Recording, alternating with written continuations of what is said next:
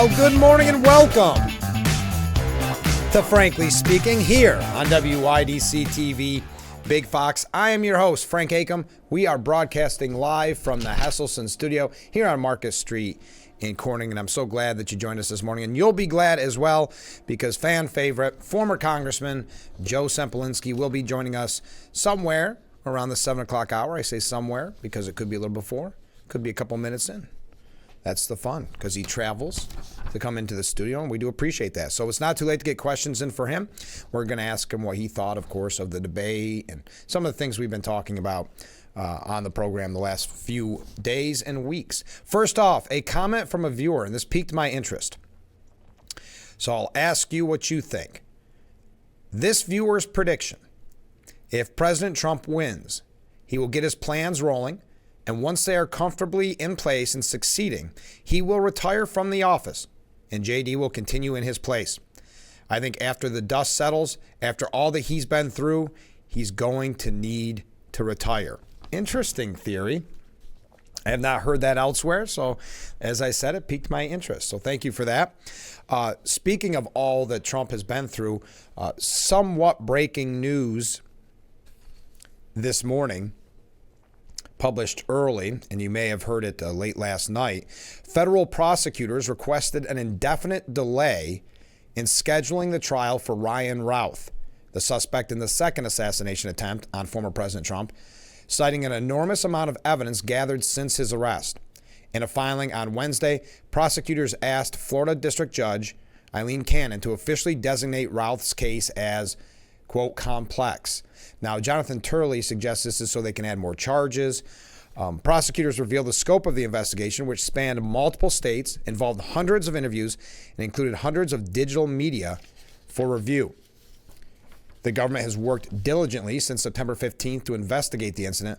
Over the past 2 weeks, the United States has interviewed hundreds of witnesses.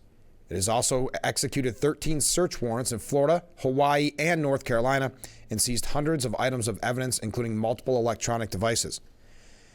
The investigators claim that they have more than 100 outstanding subpoena returns that are still pending, and they estimate that they have thousands of videos to review from the large volume of electronic devices seized, which makes sense if you recall that he even had a GoPro camera on to record the whole what's alleged to be an assassination attempt. All videos, still images, text files, and audio constitute approximately 4,000 terabytes, which, if this interests you, is 4 million gigabytes of digital review to complete.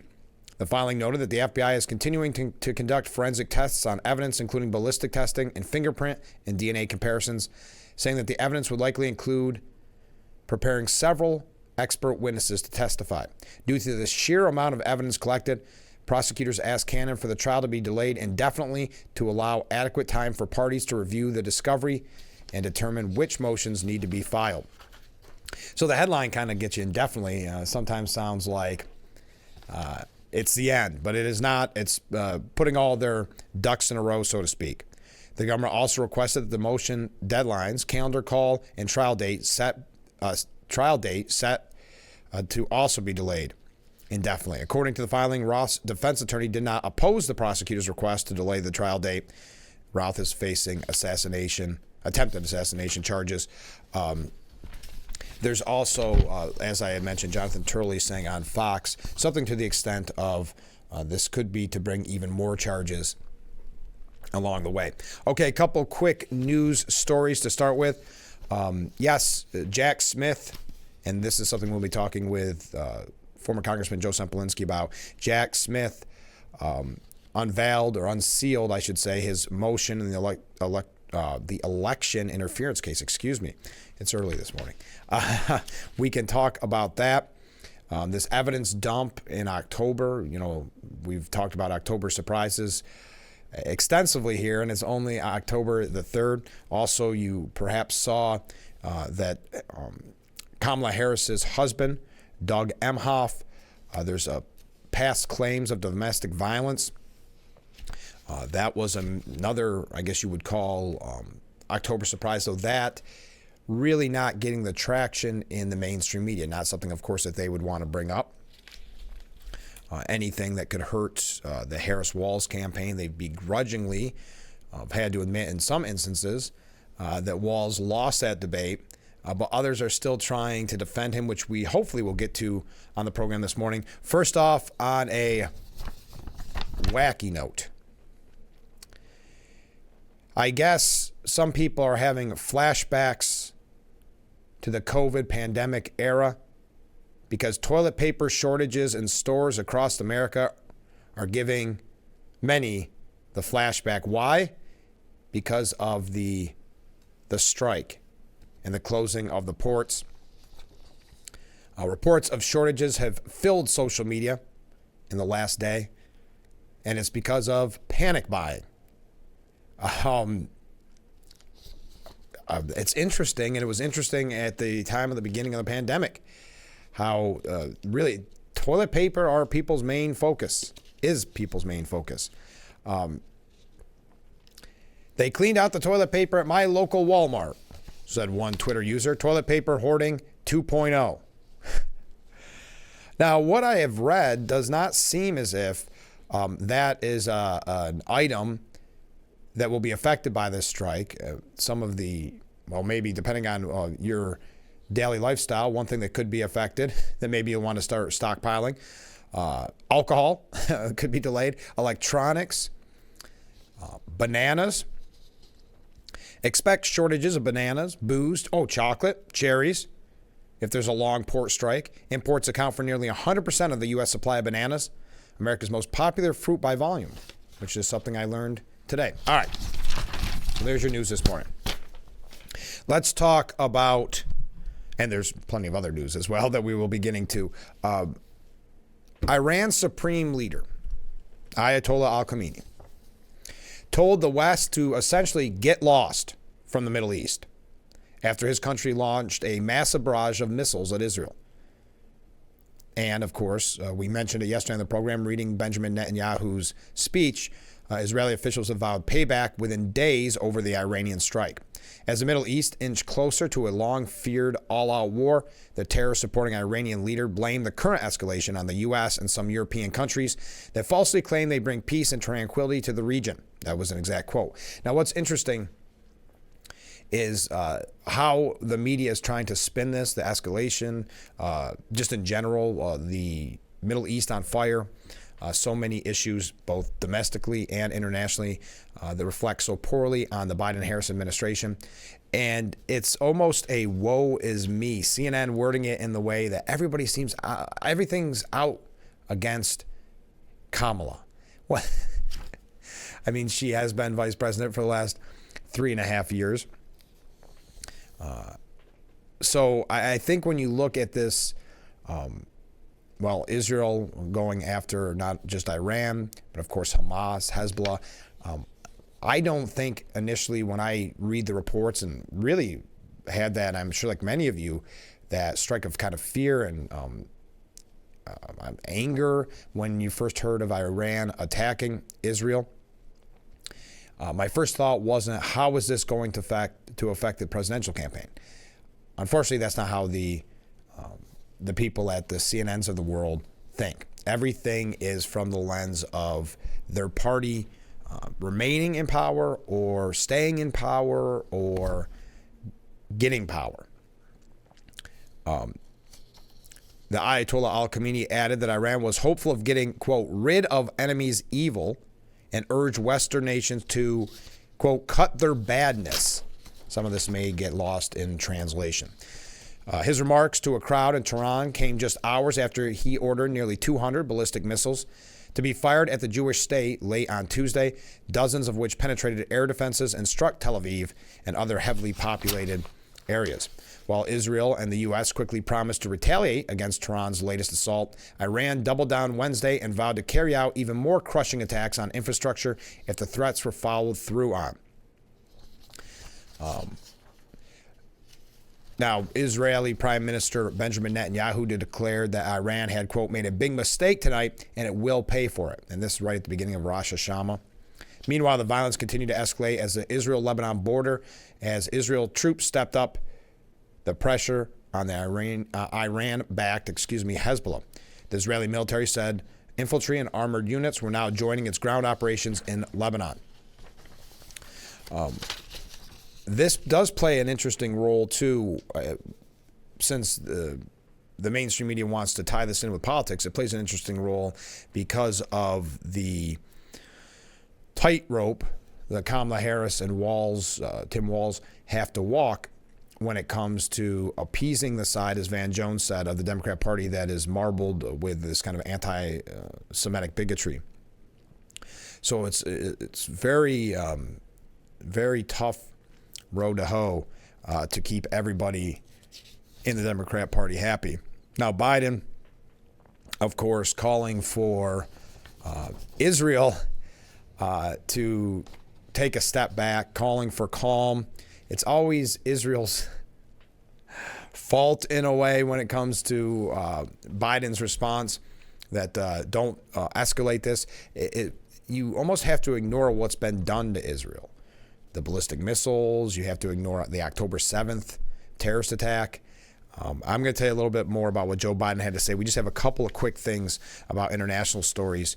Then we are going to get to a little bit more on the vice presidential debate, though not a ton, because I know we spent pretty much the whole show exclusively on that yesterday.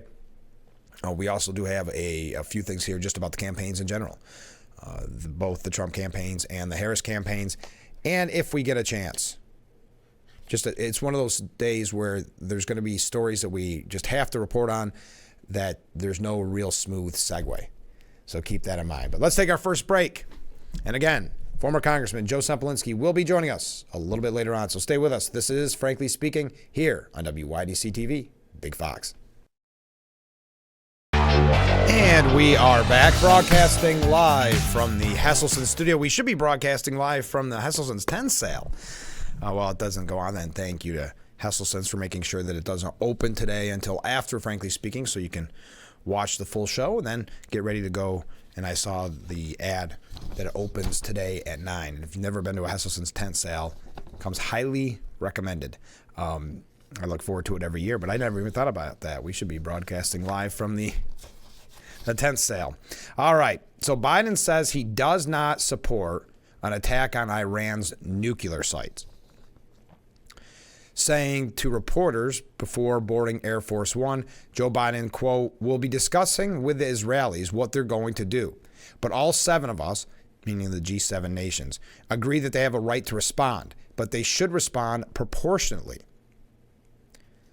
Iran is way off board. There's going to be some sanctions imposed on Iran." But when a reporter specifically asked if he would support an Israeli strike on Iran's nuclear facilities, Biden said no. And I wonder why that is specifically, because it has been reported that Iran is very near, very close to a nuclear bomb. So why would you not want to kind of nip that in the bud? I'm no international expert, but to me that seems like maybe for Israel's protection, as we see Iran bombing Tel Aviv, that maybe that would be the first place to go. Now, White House Press Secretary Karine Jean-Pierre told reporters they discussed, meaning G7, Iran's unacceptable attack against Israel. Biden expressed the United States' full solidarity and support to Israel and its people and reaffirmed the United States' commitment to Israel's security.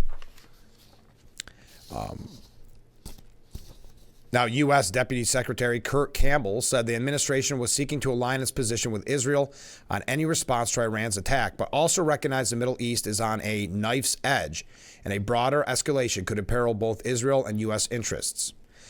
Speaking at a virtual event, Campbell repeated the U.S. view that what Tehran has undertaken was deeply irresponsible and that there must be a return message. I think we tried to underscore our support for some of the actions that Israel has taken. We have a real wariness about an extended or substantial ground set of operations in Lebanon. Well, what we've learned specifically with the pager explosions, that Israel isn't really checking in with the United States, and I think for good reason. I think, unfortunately, we're at a time where their secrets would not be kept by this administration. Now, Isaac Shore is saying something, and this is specifically at the New York Post, saying something that has been a pretty common trend here on this program, something that we've mentioned numerous times, that the United States must wake up to the danger of Iran's axis of evil with their ties to Russia and China. When Iran launched a brazen attack on Israel Tuesday, lobbing close to 200 ballistic missiles at America's closest Middle Eastern ally, it did so in the comforting certainty that its actions would be supported by two nuclear superpowers and members of the United Nations Security Council. Russia reacted to the barrage by condemning not Tehran, but the United States in a statement parroting the Iranian state media. China, meanwhile, has already pledged to, quote, support Iran in safeguarding its sovereignty, security, territorial integrity, and national dignity against unnamed but easily discernible, quote, external forces. The convergence of world leaders on the UN's headquarters in New York last week made plenty of headlines. Yet the most notable moment from last week's gathering, an Earth's equivalent of the Star Wars cantina scene, was best captured in a photograph, a posed portrait of the foreign ministers of Iran, Russia, and China alongside Pakistan's defense minister. The photo was taken to commemorate a meeting between the four men about the ongoing instability and humanitarian disaster in Afghanistan. But the disturbing context, or subcontext, was the public debut of a dangerous new coalition: Iran, Russia, China, and Pakistan. Following the meeting, Iran issued a press release that denounced the, quote, the destructive role of the U.S. and NATO in Afghanistan. Washington and other NATO members must be held accountable for the current disastrous situation in Afghanistan, they wrote. Now, this statement was merely a pretense for such anti-West drivel, but it served to solidify the burgeoning alliance between Iran, Russia, and China. And again, this is something that we've discussed numerous times on this program. A threat, a real serious threat that is not taken seriously by Washington and really by the United States. President George W. Bush first identified Iran, Iraq, and North Korea as an axis of evil in January of 2002, just months after 9/11, and rightly so. Now a more powerful, more interconnected, and more unpredictable axis is rearing its ugly head. It's amoral as well as a strategic, It's a moral and a strategic imperative that the United States head this one off before it sows more death and destruction across the globe. And that means not only believing the hard truth staring us in the face, but rebuking those who deny it. I do not believe we'll see that from this administration. Now, it is interesting, here we are in October, what happens, and this could very much be after the election. Does China make its move on Taiwan at the same time as the issues in the Middle East? But we've got to wake up to the danger of Iran, Russia, and China. And as Brendan O'Neill said, again, this is with the New York Post, Iran's missile strike was a dud, and it's clear the mad mullahs are losing the war. The known death toll of the wave of missiles fired by Iran into Israel yesterday is as follows: Israelis 0, Palestinians 1. Yes, the Islamic Republic, in its preening, violent display of solidarity with Palestine and Lebanon against the Jewish state, laid waste to just one life, that of a 37-year-old laborer from Gaza who's been living near Jericho in the West Bank, brutally slain by the falling shrapnel from one of Iran's missiles. But those on social media who salivated over Iran's attack were cheering a military operation that killed yet another Gazan. You couldn't make it up. Of course, the lack of Israeli fatalities should not detract from the fact that was clearly Iran's aim, to maim and kill the Jews of this nation that it hates above all other.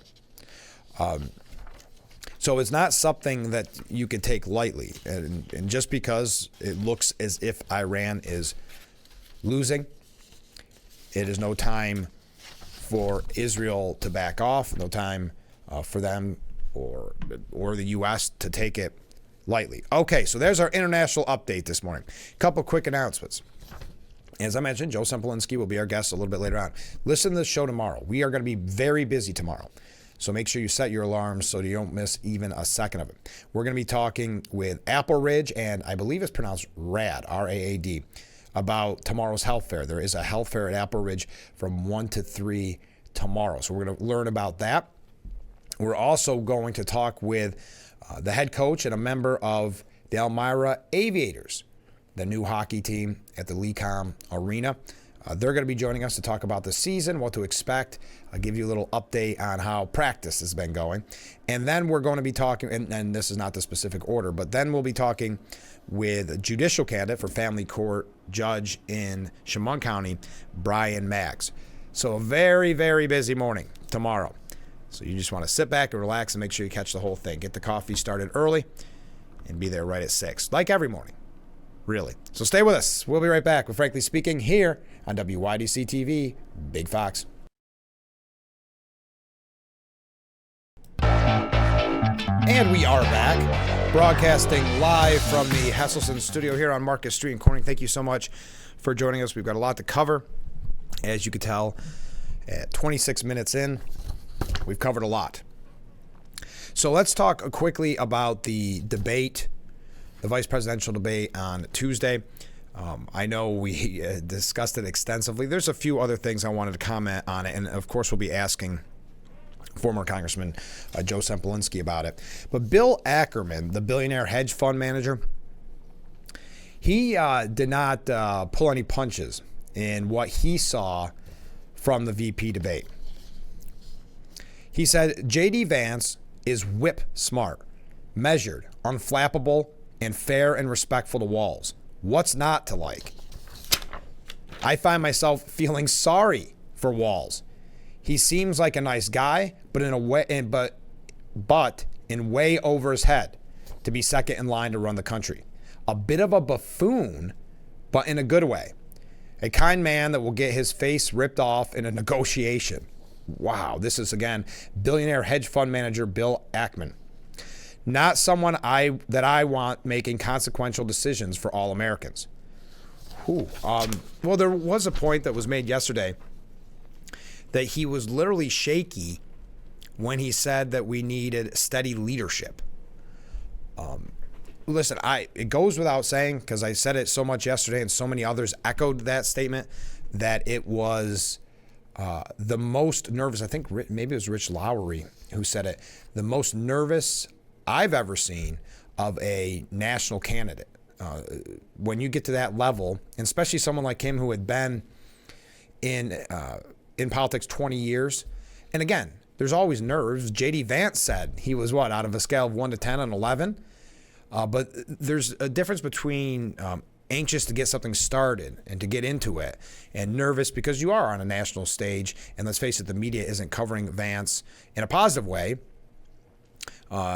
to that extent, meaning that he has the opportunity to reach mega millions of people, and that was his opportunity. So obviously you don't want to let your boss down, meaning Donald Trump, but you don't also want to let your party down. So there's got to be a ton of pressure. But Walz, same, tons of pressure.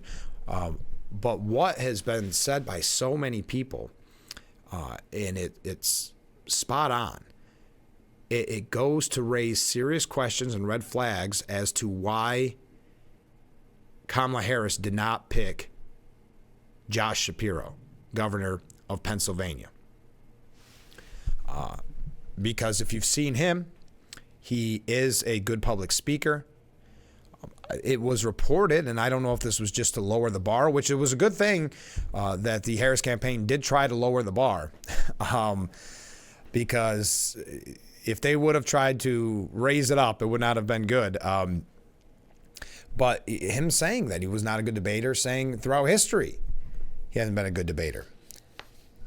That Ackman wrote that Tuesday night's debate served as a clear reference check on presidential frontrunners Vice President Kamala Harris and former President Trump and their ability to identify and recruit talent, which is also a very good point about who you hire.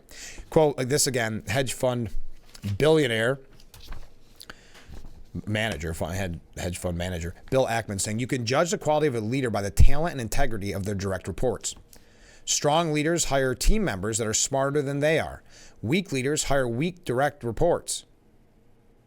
They don't want to be outshone by the people they employ. You have to give Trump credit for choosing J.D. Vance, even though Vance was initially critical of him. I don't know if we'll see more coverage of Vance in the media, his rallies. One thing that I think really can't be overstated is he's done so much press. He's done so many rallies where at the end of the rallies, he takes the questions from the media that he was prepared. It's like anything else. You have to have practice. You have to put in the hours. Where Walz has been completely silent, MIA. I mean, he wasn't doing even the local interviews, or at least if he had been, it hasn't been reported on. I see he gave a quick interview yesterday, maybe them saying, hey, we got to get out there now. Now we got to play a little catch-up or behind the eight ball. Because if Harris and Walz continue to run this campaign this way, I don't know if it speaks of confidence to too many voters, either those on the fence, those undecided. I don't know if it helps their campaign if they continue to run their campaign the way they have been, which is kind of the Biden strategy, the basement strategy. Former Harris advisor complained about Walz's niceties. Listen to this. Simone Sanders Townsend was on MSNBC saying debates are about performance and they're about policy. And why this debate was very important is that there are so many Americans out there, not just moderate Republicans, there are base Democrat voters that are saying they want to and need to hear more. Now, I think it is very fair for people to want to criticize those base Democrat voters who say, well, what more do you need? You could do that. But that is their lived reality. And so if you're trying to win their votes, you have to meet them where they are. There are so many niceties on the debate stage tonight. I'm just kind of like, well, if you agree so much with J.D. Vance, why should they vote for you? Essentially telling Walz, okay, if Vance is so good, why vote for your ticket? I fully believe that Governor Walz went out there tonight and did what was practiced in debate prep, did what the strategy was that the team put together. That was not the Governor Walz that I have seen out on the campaign trail. That's not the Governor Walz that I had seen during the Veep stakes, right? That was not the J.D. Vance that I know to be true. I mean, my goodness, J.D. Vance was on the stage. He was sorry about Amber Thurman. He was sorry about a lot of stuff. We get things wrong, but do you agree with the policy? Now, MSNBC's Joy Reid had this to say, and we're just playing a little bit, if you're just joining us, just playing a little bit of kind of recap of the vice presidential debate. Joy Reid on MSNBC saying Tim Walz was very detailed. And he spoke the way a governor speaks about really specific issues like gun violence, like healthcare. He was substantive and knowledgeable. So if you are the person who the thing that is keeping you on the fence is you need more details, he gave you more details. Now, I think that's a little rewriting of history. But this is, again, quoting Joy Reid. She continued, I don't think that small, narrow group of people wanted to see a fist fight. And so I think that the people who want the fist fight are the base of the Democrat Party. I guess this is toning down the rhetoric. So the people that want to see the fist fight are the base of the Democrat Party. Democrats want to see someone get up there and give a knuckle sandwich to Donald Trump. I haven't heard that term in a long time, but is that the best use of your soapbox at a time when we're supposed to be calming the rhetoric about a man who has had 2 attempted assassinations on his life? But I'll continue. Democrats want to see someone get up there and give a knuckle sandwich to Donald Trump. That's what they want, but that's not the group of people who need this debate. Those people are already voting, already know what they want. I think the reason Tim Walz was effective, I think that's the reason Tim Walz was effective. It is a strange group of people.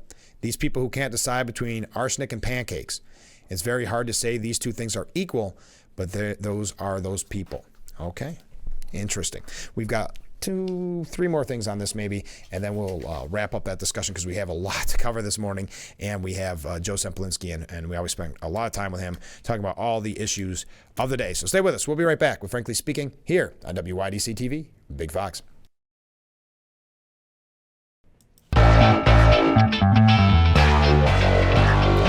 And we are back broadcasting live from the Hesselson studio here on Marcus Street in Corning. Thank you so much for joining us this morning. Wrapping up our discussion on the vice presidential debate, and feel free to weigh in anytime. And also feel free to get your questions in for former Congressman Joe Sempolinski. The New York Post editorial board, I thought, had a very good takeaway from this that they published late yesterday, saying that the debate was a huge eye-opener. But not just about the candidates themselves, especially if you were not familiar with the candidates. Now, it would be easy to not be familiar with Walz because he doesn't do the media that Vance does. So that's not really a surprise. But if you tuned in, you learned a lot. The candidates first. Tim Walz now stands exposed as a fantasist, one whose lies are only about little things. He's not only made up his claims to have served in combat, but also about being in Hong Kong during the Tiananmen Square massacre. Maybe in Minnesota you can get away with bragging of being a coach rather than an assistant coach who's unpaid because of your drunk driving conviction. But on the national stage, compulsive deception carries major consequences and could readily endanger the nation. And no, Tim, there is no hate speech exemption to the First Amendment. Frankly, that he doesn't seem to know that proves all by itself that Walz isn't ready for prime time. And this is an important point, and a point that Ackman made that we were talking about earlier, that it exposes Kamala Harris's terrible judgment in picking him as her running mate over the far more effective Governor Josh Shapiro. I mean, that alone, to Ackman's point, the billionaire hedge fund man, that if that's her decision in hiring, that goes to show a huge red flag. But think about it. When you look at the work environment that she's created, what was it, as VP, something like 90% of her quote unquote employees, left.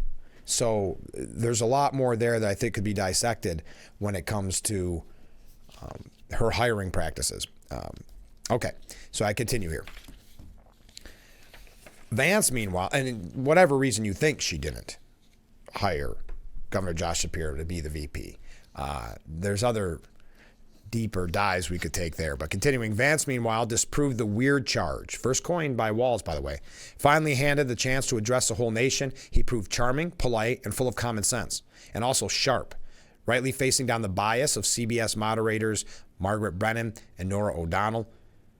Time and time again, the moderators pushed misinformation in their questions. Time and again, Vance gently established the actual facts and or deftly pivoted to address issues the voters care about, rather than the agenda of the smug but shockingly ignorant media elite. Yes, very smug. That is something that was, I think, a big takeaway, especially with that fact check and that comment at the end where, the fact checkers don't like to be fact checked. And so when Vance was continuing to school them on the law, she said, well, thanks for that law lesson type of attitude. It was very unbecoming of a quote-unquote journalist, but I'll continue. To tell the truth, we expected Vance to wipe the floor with Walz. Anyone who's watched them both with any objectivity would bet that way. But most viewers were likely surprised because the mainstream media, and this is a big takeaway from that debate, haven't been presenting the candidates honestly. It's as if they're treating the Harris-Walz campaign's talking points as baseline truth, and the fact of the matter, they are. They deem anything that Trump says or that Vance says as a lie, and they deem anything that Harris or Walz releases in a statement as the gospel truth, and that's how the newscasts are. So if you were not familiar with either candidate, which many probably weren't, you would have been shocked during the debate saying, wait a minute, this isn't what the mainstream media has been telling me for the last few months. The mainstream media is telling me that Vance is weird and probably the worst vice presidential pick in history. And they've been telling me Walz is this folksy, nice, down-to-earth guy, but very intelligent, very politically minded. It was completely, their narrative was completely thrown on its head. Sadly, this isn't just a temporary result, according to the New York Post, of Trump derangement syndrome. It's more like the ingrained bias is the cause of TDS. Most of America's media elite, indeed much of the U.S. elite, period, are stuck deep in an ideological bubble. And rather than face the fact, they strike out at anyone who challenges their complacency.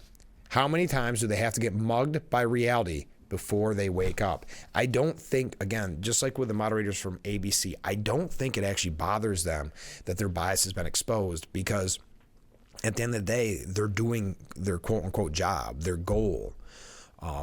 So they'll still be going to the cocktail parties. They'll still be going to the media parties, and getting pats on the back from the quote unquote elite. So I don't, and you probably say, well, what about profit? What about, I think at the end of the day, in their mind, the cause is more important than losing ratings, because there is kind of a narcissism there that people will always tune in to the mainstream media. People will always be there. And even though places like CNN, the ratings are suffering, it's not enough to make them change their attitudes and obviously not change their beliefs. It also, as Joe Concha from Fox said, the debate kind of revealed that Tim Walz is a fraud. He's not that everyman that we've been told. Much of America got to know Walz for the first time during the debate. Unlike his appearance at the Democratic National Convention, the Walz we saw on the debate stage didn't have his words written for him on a teleprompter. And the unfiltered version underscored a very obvious fact about the governor. He is patently fake. For starters, how about this Coach Walz nonsense, which he broached yet again on Tuesday? Let's be real. Being an assistant volunteer coach isn't exactly something to brag about. Walz always leaves out the assistant volunteer part of the title to make himself out to be the second coming of Vince Lombardi. That's a great way of wording it. But going back to what they're saying, it is very much like Harris. When off teleprompter, it does not go smoothly, right? And this has been stated by both sides of the aisle. That's why it is known that's why she's not giving the interviews, because of the word salad potential. So she's not giving the interviews. She's not doing the press conferences. She's not taking the questions. Neither is Walz, because they're trying to run a campaign that just gets them over the finish line, the basement style campaign, but on kind of on steroids at this point, to just keep it as quiet and low key with the attack ads. And I've talked to numerous friends that live in these kind of swing states, saying that the ads are nonstop. And the ads, because Kamala has such a big war chest, that the ads are effective. And you can say, no, people hate negative ads. They hate that stuff. It's effective. It works. That's just the facts of life, unfortunately. So her campaign strategy, give rallies in front of friendly crowds with the teleprompters, and then get your quote-unquote message out through perhaps local media interviews, because they're not going to do as much pushback. But really, it's about the attack ads and the constant praising her up ads and attacking Trump. And unfortunately, they are effective. And unfortunately, she's got a lot of money to spend. But continuing, then there was Walz's goofy 80s sitcom dad shtick that was meant to be endearing and relatable, but is a cringy one, just like Kamala's fraudulent accents. Just check out his answer to the question about why he's claimed to be in Hong Kong during the Tiananmen Square protests when he was actually in Nebraska. And that calling himself a knucklehead, those type of things. How comforting to know a self-described knucklehead could be one heartbeat away from controlling the nuclear codes. The filibuster of an answer went on for a full 2 minutes without addressing why he had lied about being in China at that critical moment, prompting co-moderator Margaret Brennan to press him on the actual response, which shocked him. That's not how it's supposed to go for Democrats. So I think that kind of almost, if anything, angered him. Governor, just to follow up on that, the question was, can you explain the discrepancy? And he said, quote, no. All I said on this was, I got there that summer and misspoke on this. So that's what I've said. So he misspoke. Who among us hasn't made such a flub, stating we were in Asia when we were actually on the other side of the world? The phony lied, just like he lied about serving in war zones, when in reality he ditched his National Guard unit when he was about to be deployed to Iraq. Walz's closing statement was a doozy that underscored his fundamental fakery. Kamala Harris is bringing us a new way forward. She's bringing us a politics of joy. She's bringing real solutions for the middle class. It was truly stunning to hear this lame used car salesman patter as Walz tried to convince us that the sitting vice president, whose administration is responsible for this disastrous economy, is the change candidate bringing us a new way forward, while we all bask in her politics of joy. Kamala has been in the office for more than 1,350 days, yet we're supposed to pretend the Biden-Harris administration never happened. So that's Joe Concha. There's other points to be made, but I thought that was worth reporting on. As we had mentioned earlier, there are a lot of breaking stories this morning. One, that the trial for the second assassination attempt, the alleged assassination attempt that has been delayed indefinitely, or prosecutors are attempting to delay it indefinitely just because they're trying to get all their ducks in a row, so to speak. Also, of course, we're going to talk with former Congressman Joe Sempolinski about Jack Smith's evidence dump yesterday against the ex-president. But we've got to take a short break because I'm running a little bit late. So stay with us. We'll be right back with Frankly Speaking here on WYDC TV, Big Fox.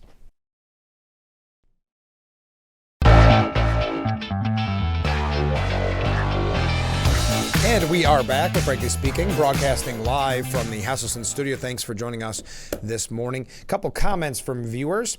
Shouldn't the media's job be to report factual news and not just be pushing its own agenda? And then says, good morning. Good morning. Thank you very much. We'll add that. Yes, but that's not what...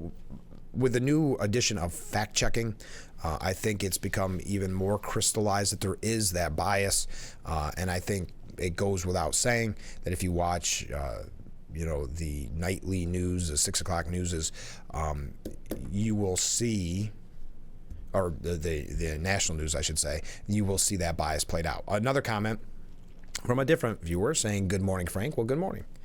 Why is no one talking about Harris's staff throughout her career, even as VP, have high turnover? Yes, something like 90%. But don't you remember the media tried to spin it by saying, now she's unleashed. This is great. She never had the right people around her, which is a bad sign when you're hiring, by the way, but never had good people around her. So now we're seeing the real Harris. That was when they were pushing the momentum at the very beginning, saying, wow, we were all wrong. We thought she shouldn't run. We thought maybe that she wouldn't make a good candidate, but clearly she is. It was those people behind the scenes that were keeping her down. But continuing with this comment, they can't work with her, so they quit. Not like Trump staff who get fired for doing a terrible job, yes, and then come out and are angry and write these tell-alls. Isn't it interesting, speaking of that, and it's a good segue. Oh, so many comments coming in. We'll get to those in just a moment because I do have to take another break. But isn't it interesting that a lot of the evidence in Jack Smith's dump against the ex-president, and don't think for a moment, this goes back to why Trump always talks about lawfare, right? Because what is this? This is using the court systems. Originally, they wanted it so that he would have the convicted felon attached to his name. Now it is to affect the election. I don't think either party, Democrat, Republican, are really surprised by this, that this would be when this is released, right? And so it comes as no surprise. But isn't it always interesting that someone, when they have these type of things, someone overheard the president talking to his family, and the president said this outrageous thing. I mean, I'm not a lawyer, but at some point the hearsay gets a little out of hand, right? So the 165-page filing by special counsel Jack Smith in the 2020 election subversion case was released yesterday, just 34 days before Americans go to the polls to decide whether he should be returned to the White House. Most of Smith's motion, or response to the Supreme Court's ruling earlier this year that President enjoyed absolute immunity from prosecution for official acts while in office, rehashed publicly known facts about Trump and his allies and what was happening after his defeat by Joe Biden, with a few jarring anecdotes sprinkled in. The defendant, and I don't want to get into the specifics, and we'll talk to Joe Sempolinski about this, former congressman, but it really is an example of why I think to many people, who was it, Dennis Quaid, saying that the lawfare, and that's the actor, that the lawfares will finally put him over the edge, that he might not like Trump, but he was going to vote for Trump because he didn't like how the system was specifically saying, you can't vote for Trump. We are going to affect the election. And I think the timing of this, it really doesn't come as a surprise. I don't think it has the October surprise aspect to it that they were really hoping, because I think the American people on both sides of the aisle at this point are saying, yeah, more lawfare against Trump. This is, how many, kind of like the fog of scandal, right? The fog of war, the fog of lawfare. And at this point, people are saying, what else shocking can you throw at us? Because there's already been, almost three, probably 3 October surprises, quote unquote, and it's October the 3rd. All right, we got more comments coming in. I got to take my last break of this hour as we wait patiently for former Congressman Joe Sempolinski. So stay with us. This is Frankly Speaking here on WYDC TV, Big Fox. We will be right back.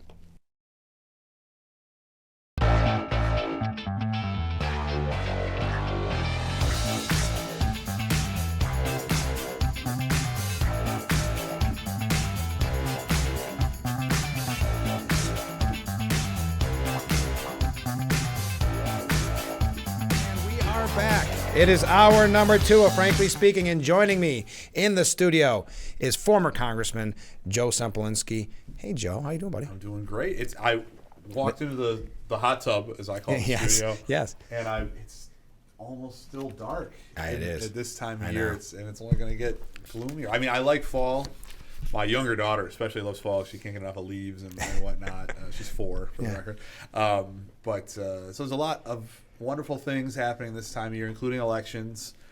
But it does get a little dark in the morning here in the palatial studios on Market Street and Corning. Dark in the morning, then you leave work. Sometimes it's getting dark. When it gets to that point, especially after the clocks change, and it's that messes with my equilibrium. Oh, yeah. It's not good. Yeah, so does that mean because the clock changes on the 2nd and the election day's on the 5th, you're going to vote Democrat? Is that what you're saying? No. The equilibrium, let's not doesn't get go crazy. that bad. I may get a little cattywampus, but, I will not be filling in any bubbles on row A. Okay, all right, that's fair. We're going to be talking about, obviously, the local elections coming up. But we've got to start with, a couple big, I don't know where you want to start, Jack Smith, or do you want to start with the vice presidential debate? I think the one people are talking about the most is probably the vice presidential debate. Yeah. What is interesting, though, about vice presidential debates is, and this is the phenomenon every 4 years, where for a couple days, it's the talk of the country. Right. And then it doesn't dramatically impact the election. And I had a conversation with a couple people about this yesterday. People were amped up about the debate. And it was an interesting contrast in tone between the VP debate and the presidential debates, just because the styles. Yeah. The style between Walz and Harris is very different, and the style between Vance and Trump is dramatically different. Yeah. Even if there's not policy differences between those two pairs, just the stylistic stuff is very interesting.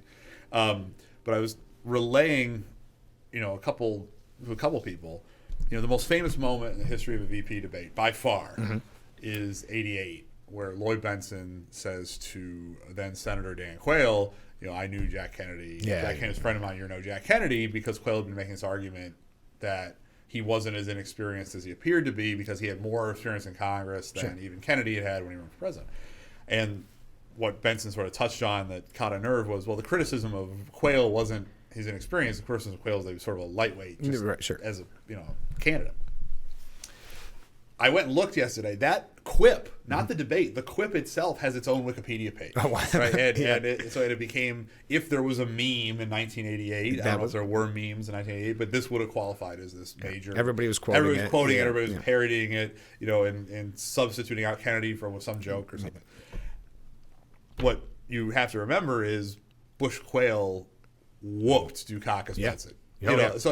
So you had this moment that is still sort of a joke. If you were alive enough, old enough to remember it, it's still sort of a joke for people, 35 years later, and it didn't impact the outcome of the election. So while I think it's interesting to talk about, and I think, again, the stylistic stuff was interesting, the contrast in styles between the two candidates, the two VP candidates, was interesting. Their sort of background is similar but different at the same time. They're both sort of Midwestern, but have taken some interesting paths in their lives, and that's all interesting. But I wouldn't say it's going to dramatically change the race. I think what it may have done for both of them is it was a chance to cut through sort of the internet caricature that the other side has created. We were just talking about this, or Walz or what have you, and talk on their own terms. Because if you weren't, we just had a piece about this. If you didn't know really much about, except for what you learned from the mainstream media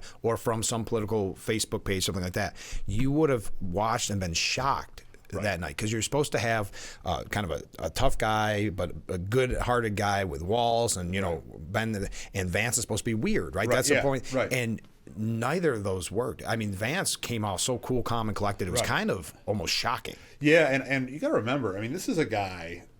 I saw one exchange on X or Twitter or whatever. I still want to call it Twitter. Where it was somebody who clearly hadn't been very familiar with Vance going, man, this guy's really, really smart.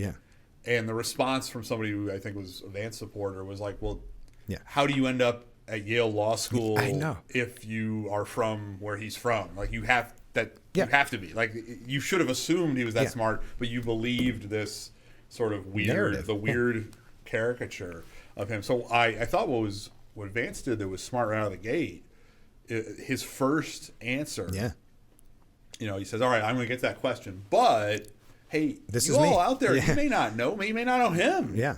And this is who I am. This is where I came from. This is my background. This is my family.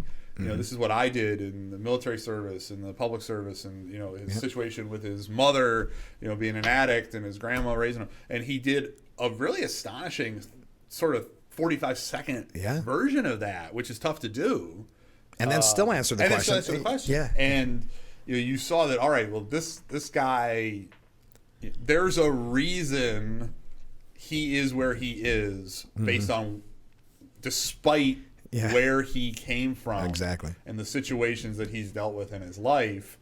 There's a reason he's running for vice president of the United States, and it's not just this internet caricature, right? And probably to some degree you could say that the governor of Minnesota was able to do some of that too. I don't think quite as adeptly as Senator Vance, but it's the positive thing about debates in general, any debate.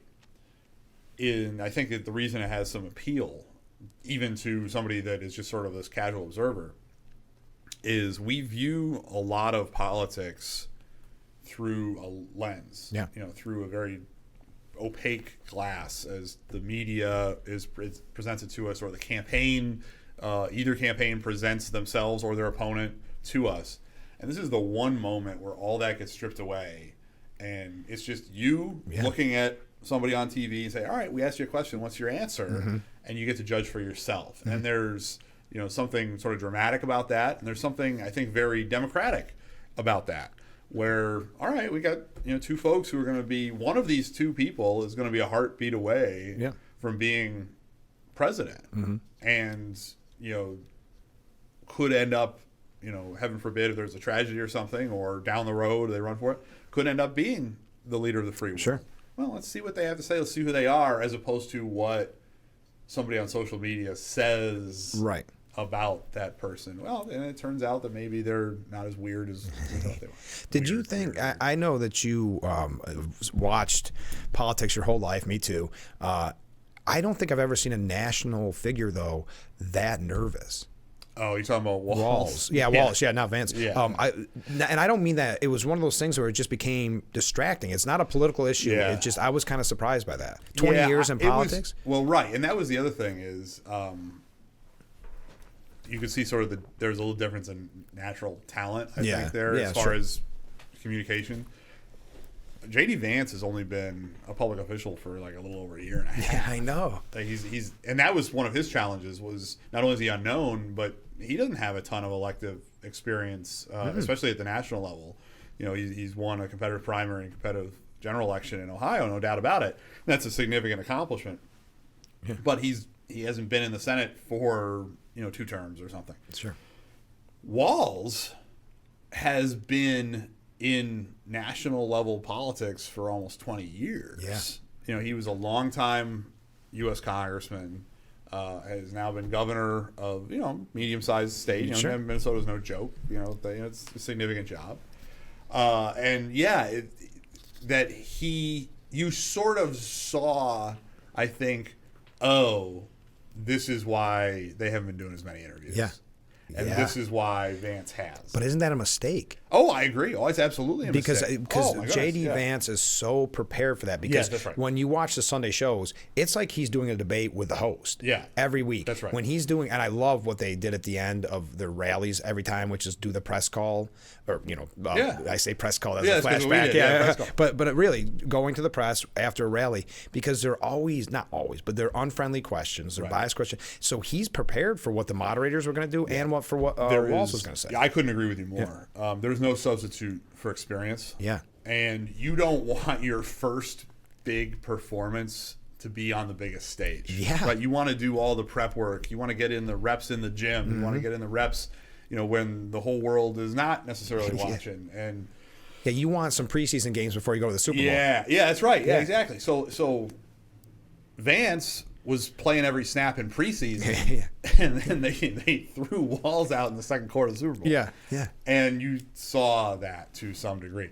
And, I don't get it.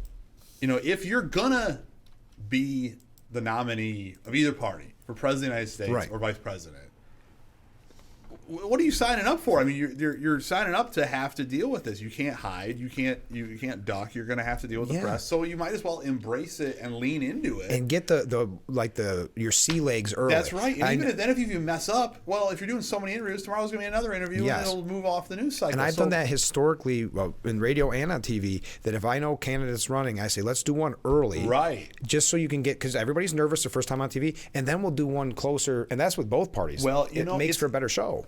What I have found interesting, that it's a news story now that like Harris is considering to do an interview. Yeah. Like that's a news story. Breaking. So last week I did an interview with the newspaper in Olean. That's the largest media outlet in the 148th. That's actually based in the 148th Assembly District. Certainly the Elmira media market covers it and the Buffalo media market covers it. But as far as local to that area, the negotiations were, the editor texts me, he's like, hey, I hear you're going to be at this place this time. Can I grab you for an interview? Me, yeah. What do you want to talk about? Oh, just the campaign general stuff. I'm like, cool, let's do it. Yeah. That was the negotiation. There was no like, tell me the before. questions, or I don't know if I want to talk about this, or I don't want to talk about that. It was just generally, what is this about? Okay, and then I'll be there. Sure. And then we did it. And they wrote a newspaper article. Yeah. That's the way it should be. That's how it's supposed to be. It shouldn't be a big deal that you're, willing to talk. Like, we're doing an interview right now. Yeah. You just come in and do it. I do it once a month. I know. It's a regular we thing. did not go over any of the questions. I park my car and I come in and we talk about politics. That's the way it should be. Right, exactly. And I mean, going back to, I think it's just accepted now they're not going to do press conferences. Right. That's not even a topic. Well, even Biden that's has a been big doing difference. Very rare. And it's, there's the politics and there's a good government side. And I think your point, Frank, is exactly right, that it's bad politics in the sense that it creates these big moments that maybe you're not prepared for, as opposed to a lot of little moments that you do well in and then are prepared for. And we saw that. But it's also, there's a governing side to this too, where these people are accountable to the voters. And it's such a weird election. Yeah, right. I mean, there was no primary. Especially the Democrat didn't go through a primary. Yeah. We went through a whole process, with Nikki Trump, Haley, as far as Trump, and you had other candidates, and there was discussions, and there was a contested primary. Yeah, we didn't have any of that with Harris. So even more, she should want to tell folks what her positions are. Now her positions, she claims are completely different from when she ran for president the last time, which was last election, but whatever. Right. It's so there. Maybe that's part of the reason she doesn't want to talk about it. But this is all. There's also just a health of the system side to this, where we should be able to ask the president or the vice president or anybody who wants that job serious questions. The voters should absolutely know. And the media should facilitate that in an unbiased way. And you should be mad that it's a big deal when a major candidate for office is having an interview. Right. It shouldn't be a big deal. It should be literally every single day, multiple times a day at this time of year. And again, I go back to the press conferences because it's such a clear difference. You had all your press calls, which are very similar. Yep. We have no way of knowing when you did a press call what was going to be on there, who was going to be on there. Right. And sometimes those questions could get very interesting, right? And stuff that I never expected to be asked. And but that's what it should be. Yeah. Because I think it goes back to what we were saying about walls.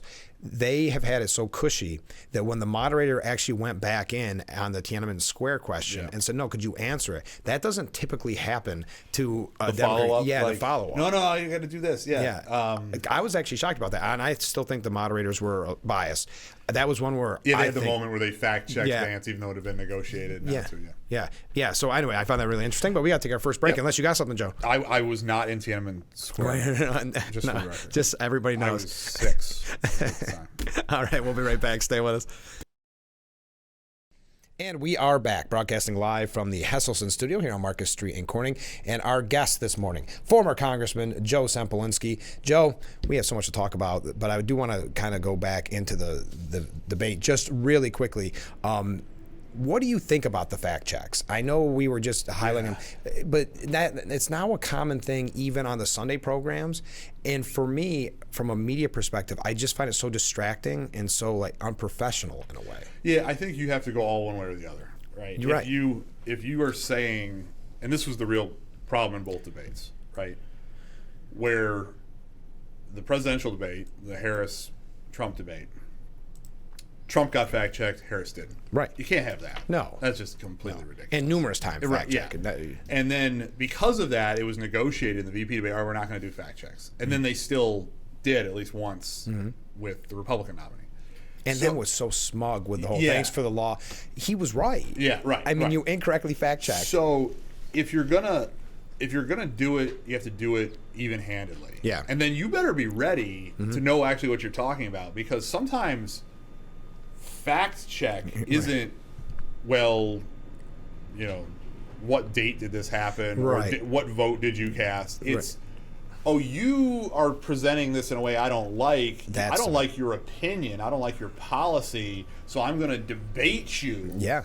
And bring you a counter argument to that. That's not fact checking. That's debating. That's why Vance was so ready. Right. And so, Yeah. if you want to get, I think in like a one-on-one interview setting, it's a little different, where you're having a discussion perhaps with the reporter and they want to tease out something. That, I can sort of understand that. But in a debate, it's not supposed to be between the moderator and the candidate. It's supposed to be between the two candidates. The moderator sort of throws up a jump ball like the beginning of a basketball game, and then they bat it around as they see fit. So if there's going to be fact-checking in a debate setting, it should come from the other candidate. Right. If my opponent says something goofy, well, then I could say, whoa, wait a minute, that's not correct. Right. Whatever. And then I'm free to present my own opinion, my own policy, because that's the choice that we're trying to tease out for the voter. And we're trying to debate ideas and come to arrive at truth or something. There's a purpose for it. So you can't have, if you're gonna fact check, it's very, very difficult, especially in this day and age, to make it not a debate as opposed to a true fact check. Right. So it's easier and better, especially in a debate setting, to just say, all right, I'm gonna ask you, is the sky blue? Right. And you're going to tell me your answer, and then we're going to move on to the next topic. Right. And just let the people decide. And then, certainly, and this is going to happen, everybody under the sun on social media and everybody under the sun on the panel after the debate is going to fact check and debate. Yeah, that's whatever. fine. And that's fine. Yeah. That's I have no problem with that. Everybody's entitled to their opinion, and everybody's entitled to, and probably should, do their own research before they come to a conclusion on how they're going to vote. That would be a healthy democracy if people did that. But you can't have it. It's my opinion, better to, in a debate setting, not have the fact check than have it. Yes. And if you're going to do it, you can't do it the way that they've been doing it. Do you remember how shocking it was? The first fact check I remember was, I think it was Candy Crowley with Romney and Obama. And Bob Benghazi. Remember, that was like a new story. That was a big because deal. What's you're not to do this. Right. Yeah. And so now it's just commonplace. I just find it from the standards of it's obnoxious. Right. I mean, and even if they were doing it to the other side, I just don't like the narrative that the moderators or the host of the Sunday program, they're the Wikipedia page or something. Right. It's just very. They've taken on a role that isn't their role. Yes. And I think it's because we've gone from the mainstream media leaning left to the mainstream media being almost unanimously left. And I think they've unfortunately proven that to a lot of people that kind of denied it for a long time. Right. But there was this sort of feeling that, that's a right-wing talking Yeah. point. You just don't like scrutiny or something. Yeah. No, as somebody who's been an elected official, and you've worked for Republican elected officials, right, the level of scrutiny that a Republican is under is dramatically higher. The amount of pushback, like as you alluded to in the last segment, where when a Democrat gets pushback on an answer, they're like, they don't know how to handle it. Whereas that's par for the course for a Republican. Do you remember when learn it right away? Nancy Pelosi got a quote unquote follow-up question? It wasn't even a tough one. Kate Turr, was that her name? On MSNBC. On Katie Turr on MSNBC. And Nancy Pelosi got so upset with the follow-up and suggested she was a Trump apologist. That's right. On MSNBC. So and then if you went on social media the next day, all the people on the left are like, "How dare Katie Turr be a actually ask her a question, whatever?" And she's pretty liberal. Yes. So, she even said her follow-up was, I don't think anybody's ever accused me of that. Yeah. So, but that's a highlight, and that's why Biden, I think, gets angry for other issues too, but gets angry when that happens. And I think that's what threw, again, Walz off so much with the follow-up question. They're just not used to dealing and with that wasn't that as that happens. That's not just a presidential level thing. No. That happens at every level of government. No, and I heard people, kind of behind the scenes and stuff, people that I talked to, even in Washington, saying that it was interesting the week of when Biden was going to maybe that Democrats are actually getting the questions. Republicans are normally reserved for They were getting Republicans. the follow-up questions. They were getting the We I'm want going to follow answers, you down the sir. hallway and ambush you as you're walking around Capitol Hill. They were getting the here's the question. I'm going to say you had no comment unless you respond to me in the next 10 minutes. Yeah, all these sort of things that happen to Republicans daily as a regular standard operating procedure that suddenly the Democrats are dealing with it and they can't fathom it because I think Republicans view the press either, and some of them view that as openly adversarial. Yeah. But I think even if they don't have that particular, to go to that length, I think even almost all Republicans view them as like, all right, somebody you got to deal with, but they're not your friend. Right. They're part of the system. I think they're important. Part of the job. I think they're important Back part to of what the you're system. saying. Under the First Amendment, you can't have a healthy republic without a free press. So, they're an important part of the system. They're part of the job. I agree with that. That's how you view it. It's sort of like the cost of doing business. Like, all right, this is part of the thing we have to deal with. We got to be ready for it. They are not viewed by any Republican as an ally or a friend or a buddy. No. And you don't say after, let's go grab a beer. Right. Yeah, exactly. They're just part of the whole thing that you deal with this particular job. I think there are Democrats that view it differently. Oh, yeah. Oh, these are our allies. These are our friends. We can get them the story we want out or whatever. And one, there's some professional ethical questions there. Yes. But then when your buddy turns on you and isn't just parroting what you want them to say and isn't just attacking the other guy, then there's not just sort of this anger, there's this like betrayal sort of edge to it. I think that's what you saw during that very brief moment. You were supposed to be my friend. Right, wait a minute. I thought we were buddies. What happened? When Biden was being shoved out of the race. And just to be fair, if you look at it, when John McCain was very popular in the media because he was very quick to go across the aisle, the Maverick style, right? And then so I think in his mind, the media liked him and they were buddies. And then he got the nomination to be president of the United States. McCain, it's interesting because so he ran against Bush in 2000. He was the outsider. He was the moderate, the Straight Talk Express. And so he was this media darling, right? Because he was going up against Bush was their boogeyman at the time. Yeah, from the moment he got the nomination, suddenly he's the boogeyman. Suddenly he's the bad guy. And then now the media portrays Bush and Romney and McCain as, what are these what a wonderful statesmen or whatever.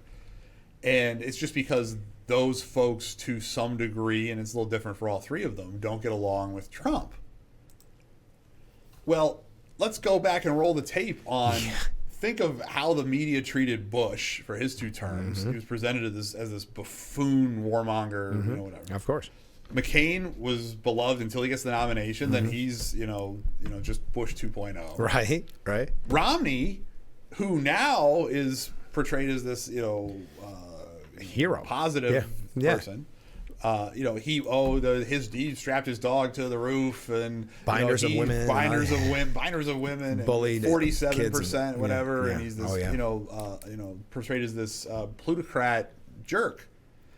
And so. Do you know which one shocks me the most? Yeah. Dick Cheney. Oh.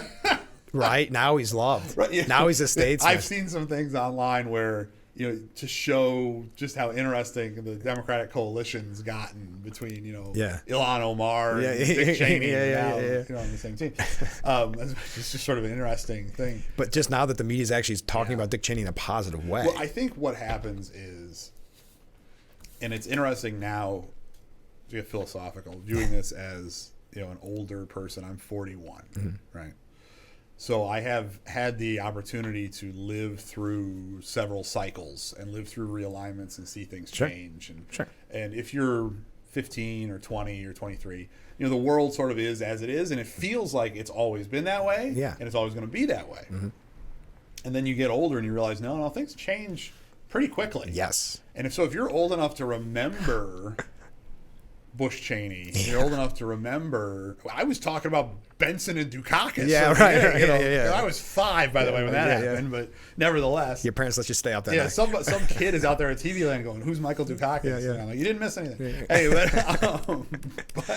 but when you get to that stage of life, you get this perspective that you can look back and say, "Oh, wait a minute." Yeah. Just because the media is all hepped up that this is the good guy, this is the bad guy, that may be true, that may not be true, and you need to take a pause. Yes. And assess things for yourself. I saw something yesterday where Jimmy Carter turned 100. Yeah. October 1st. Isn't that amazing? Which is remarkable. First president to do so. He's been the oldest president ever for several years already. Yeah. And he's now 100, and God bless him. And somebody pulled up his map when he won in 76. He won New York, he won Texas. Yeah. And he won all of the Southeast. Yeah. And he loses, big chunks of the way. So it's a map that would make no sense None. in 2024 politics. It would have made no sense in year 2000 politics. Right. But it made perfect sense in Isn't it amazing? 1976. Yeah. And that's within Jimmy Carter's lifetime. That's within the living memory of, Many a large viewers. chunk Yeah. of the electorate. Just, hey, things change and things move. And by the way, Jimmy Carter was the first president ever to be born in a hospital. Yeah, isn't that wild? Which is also wild. Yeah, right. Yeah, it was so interesting to see all the facts about his life. It's good to see he went out and there wasn't a lot of pictures, but he got had to his celebrate. family with him, and anybody turns 100. Yeah. And, that's respect, and I'm glad his family was with him. And Amazing. And I hope his health. He's been in hospice for quite a long time, since February of last year. Yeah. So, and I thought this was such a weird way to word it. Someone that's a close family friend said Jimmy Carter's been great at everything in his life, but not hospice. That's a horrible way of putting that. But then she goes, but that's a good thing. I'm like, there's a better way. A little weird phrase. I wish weird. nothing but health and well-being to Carter and the Carter family. Yeah, so amazing. All right, let's take a short break. We'll be right back with Frankly Speaking here on WYDC TV. Big Fox, stay with us. Oh, I looked at the wrong number here, Joe. I'll get this in eventually. And we are back, broadcasting live from the Hesselson studio. Our guest this morning, former congressman, current assembly candidate, and current Steuben County Republican chair, Joe Sempolinski, is joining us. And Joe, we're going to talk about the local races and all that coming up in just a little bit. There's so many other things to get to. I wanted to pick your brain, and I kind of thrown this out of left field because I didn't tell you about it. Does Mayor Adams and what's happening in the city, do you think that affects? Oh, no. Do you think that affects? I'm not going anywhere. But does it affect the elections this November, do you think? I would say a little bit. Okay. I mean, obviously it's a New York City thing, right? And New York is New York, so we're sort of the polls are their polls are significantly tighter than they've been the last 2 elections in New York. Yeah. But New York's sort of its own animal, and what I'm interested in. I think I know where this is going. You think I'm because there's a guy we've talked about a lot. Over the years. Yeah. We talked about on the radio version of this fine program. Yeah, years ago. The disgrace. I like former governor. I know. Andrew Cuomo. That's why I really brought it up. Yeah. He's our punching bag. Yeah. Here He's run it, right? Oh, I think so. Yeah. Oh, yeah. How could he pass it up? No. The guy's a nut job. Yeah. He's got that politics. He's got to have got it in his blood. And then you figure, in his mind anyway, because this is a guy that was still willing to run for president with polling less than 1% back in. Oh, yeah. Yeah, remember? So I could see this in his mind being, hey, I do this a couple of years, do a good job. Yeah.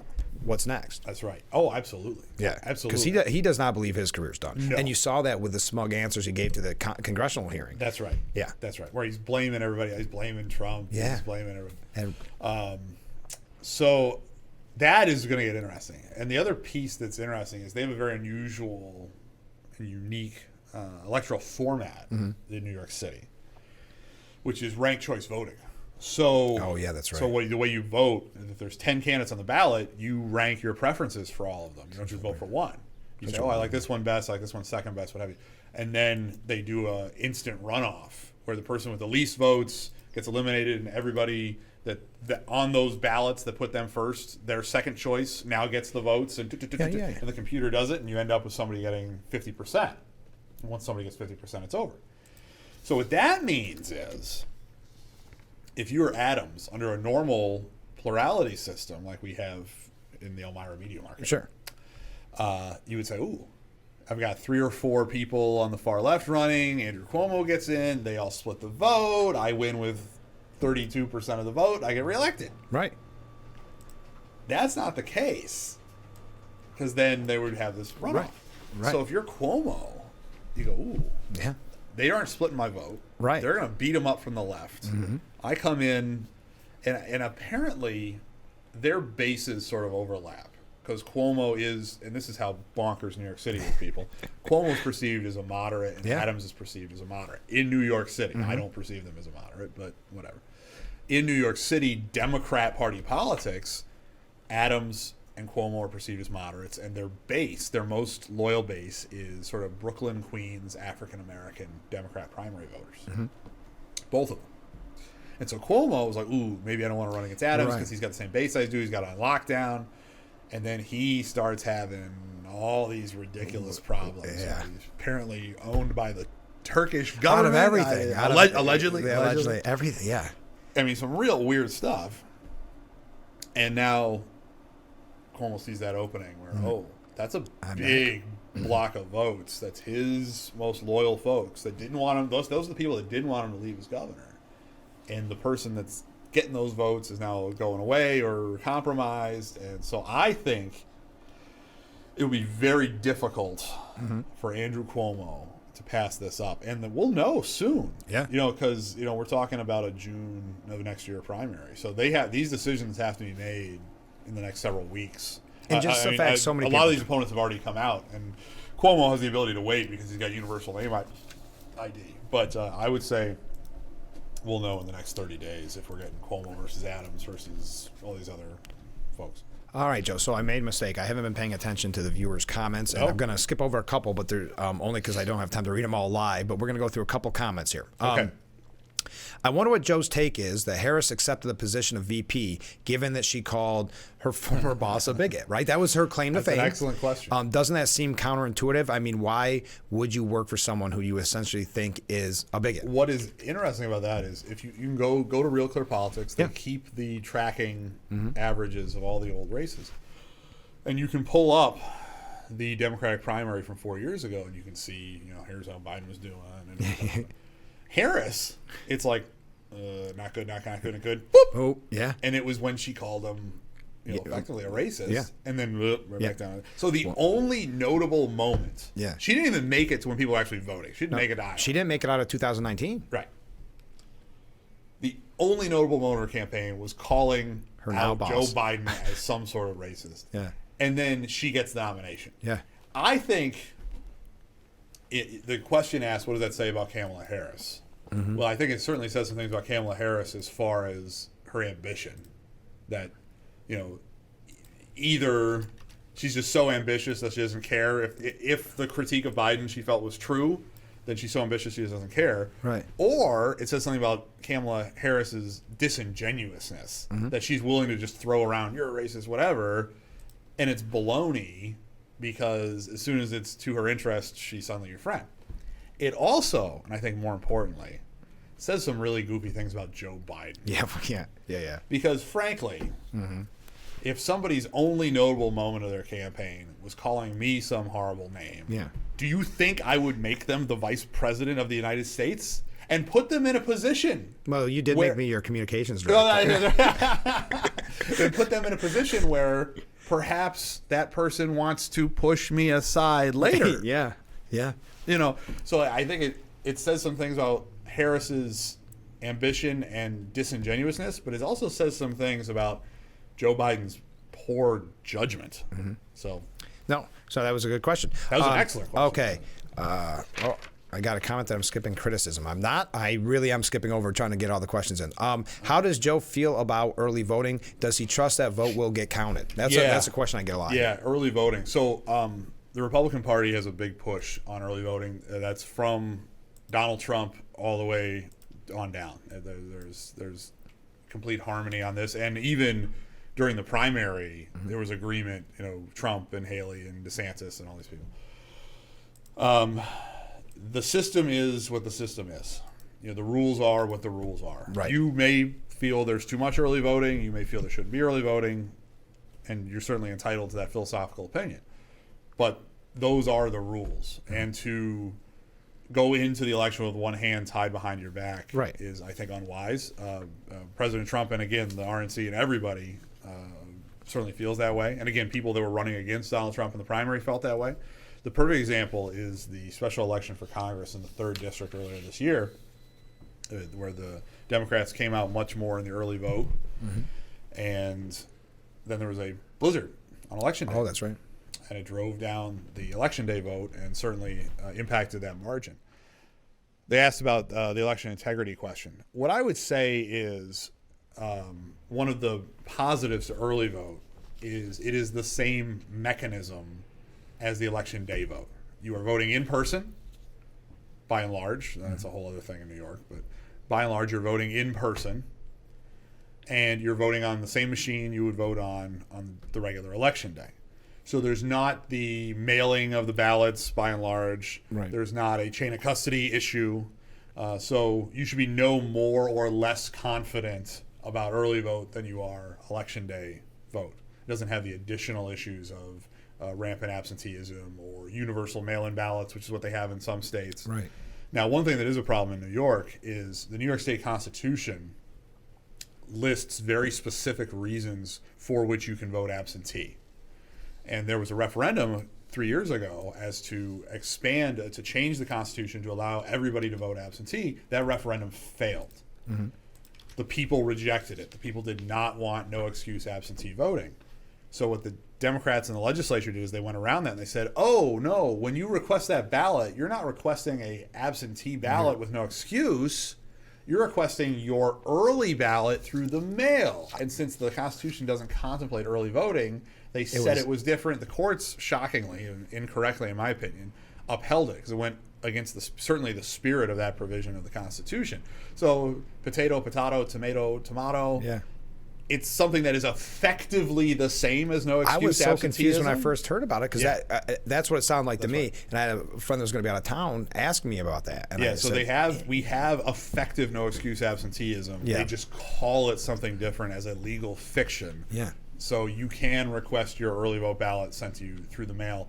That presents more concerns for chain of custody and more opportunity for false ballots being filed than early voting in person on the machine. So again, if you have concerns about the votes being counted, that those are your concerns to have, but they shouldn't be worse or better for in-person early voting. Sure. We've got more comments from viewers. Let me play a little catch-up on that, and let's take a short break. We'll be right back with Frankly Speaking here on WYDC TV. Big Fox, stay with us.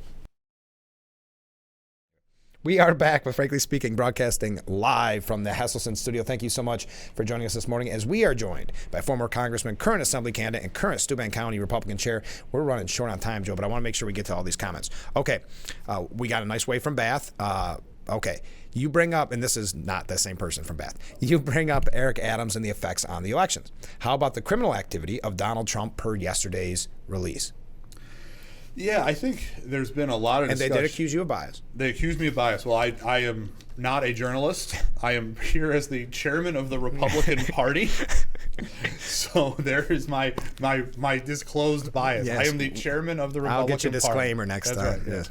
So there is a... But I think their question, obviously that was a big story in certain circles. Sure. And I think this is, as far as impact on the election, certainly there's been a lot of impact on the election. And I think there's a lot of concerns, and to sort of contrast it with the Adams, they're pointing very tangibly to, and again, alleged allegations of defrauding the public financing system with illegal foreign donations and straw donations from Turkey. And that's a very tangible thing. That's a very tangible theft crime. When you look at the things Donald Trump has had people go after him for, the one that's particularly egregious was the Trump Corporation one. Yeah. That was something that was basically a filing error. Right? How you classified an expense in a private corporation. And the Trump Corporation is that entity is not publicly traded. Some of his other things are, but that is not. And suddenly, instead of a fine or a misdemeanor or whatever, it becomes multiple felonies. So to equate those two types of things is very different. I think every accusation, every indictment needs to be judged on its merits. Sure. And judged in the context. So, the evidence with Mr. Adams is very tangible. He has not received his day in court. No. He is accused. These are all alleged activities. Donald Trump, there's a legitimate question as to, and I think in the minds of a lot of people, not just Republicans I've talked to, but independents and some Democrats as well. With these charges, again, we're talking about, in the case of the Trump Corporation ones, misclassifying an expenditure. Right. Do you really believe those charges would be brought if he wasn't running for president again? Right. I certainly do not. Right. And when you have that type of activity, and in many cases that I've talked to people, they see this. They just want to be able to slap the name felon on this person. Sure. As if that was some sort of silver bullet to win an election. That's very disturbing. You can like Donald Trump. You can dislike Donald Trump. You can like any particular candidate. You can dislike any particular candidate. But when you are in a situation where very reasonable people are going, "Ooh, yeah, this is something that really looks like the current regime in power is trying to eliminate legally through the courts the leading opposition political figure in the country." And I think what you saw with the reaction was the people that reacted very negatively to the legal things that they've been going after Donald Trump on over the course of this campaign. It wasn't just hardcore Trump supporters. It was also Republicans who were skeptical of Trump. It was also independents. And when we're in that place where we're having that legitimate conversation, that's a dangerous place for the Republic. So, everybody deserves their day in court. All charges have to be judged on their own merits. But there's certainly, of the things he's been charged with, there's been some real weak sauce there. And there's also very interesting questions about timing, where if these things were such a big deal, anything he's been accused of is such a big deal, why are we having this conversation in October of 2024? Why isn't this something that was dealt with in 2021? I think that's a legitimate question also. Sure. Appreciate the comments. Appreciate you watching. Okay, another couple comments here. This one's just a complete comment. My grandpa would say a politician would never let the truth get in the way of a good story. Thanks. That's probably true, right? Okay, here's another comment. You've got like a new tagline. I'm so impressed with Joe. He is like watching a professor talk about politics, but in an entertaining way, and no, this is not his mother. So that's the new. She knows she's ready. That I always say, so must be go. my aunt. Yeah. Some kin. All right. Well, thank you. I appreciate it. And actually, no. In all seriousness, I think that's part of my job. And as somebody that worked for me when I was in office, I served on the education committee. And how many schools did I think we did 20 schools in 112 days or something. Something on that level.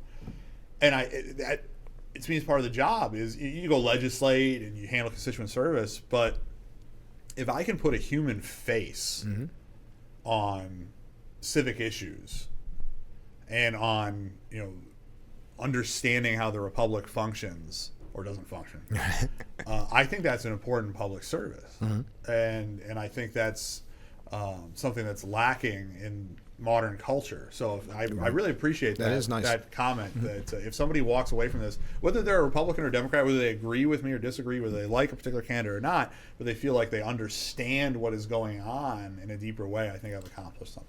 So that's very nice. And final comment, and I'm even hesitant to bring this one up, but I'm going to anyway. Joe, thanks for sneaking in the back door so that the demonstrators didn't know that you were in town. Because if you recall, last time you got the protest. No, we like nice, quiet streets, they say. I'm parked right in front of Democrat headquarters. You are. Yeah. I saw people taking pictures. Yeah. We like nice, quiet streets. So thank you for that comment. I hope we didn't jinx anything. All right, we got to take our last break. Stay with us. This is Frankly Speaking here on WYDC TV, Big Fox.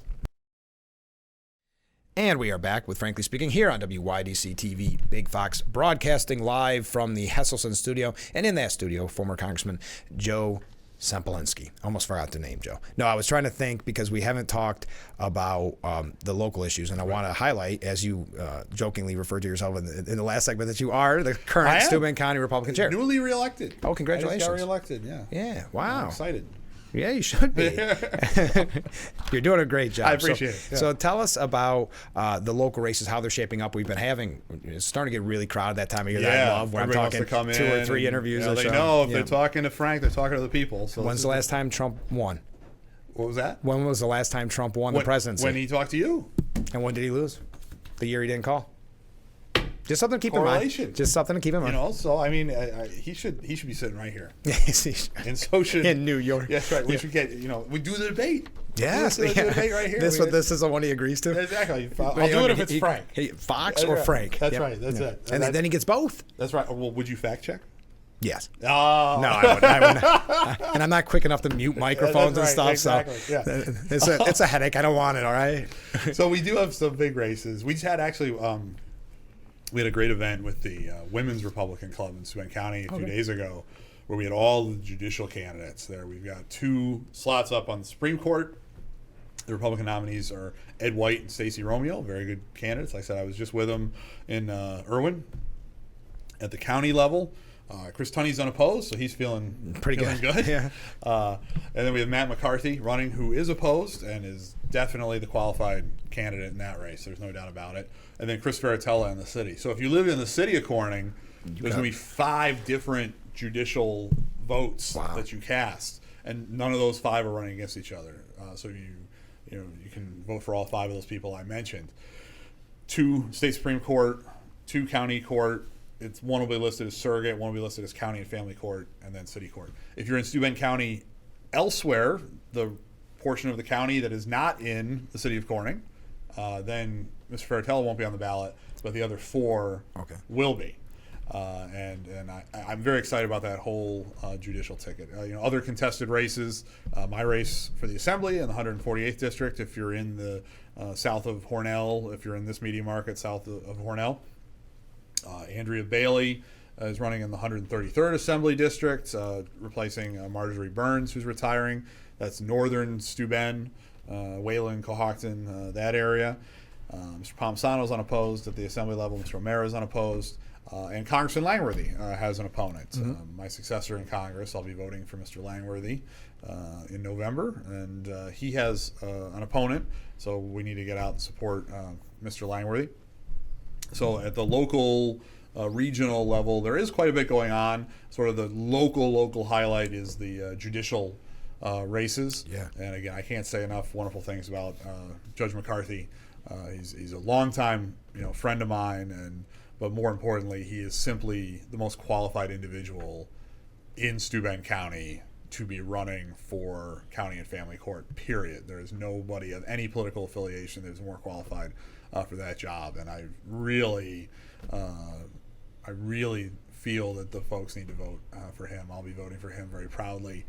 And how's your race going? Oh, my race is going very well. Because you have an opponent. I have an opponent. I do have an opponent, and we're working very hard. We're out campaigning. I'm here in Corning today doing this interview, and then I'm going to be in Olean and Wellsville over the course of this afternoon and evening, and speaking at an event in Allegheny County tonight. So it's a fun time of year to be out talking to folks, try and incorporate the family where I can.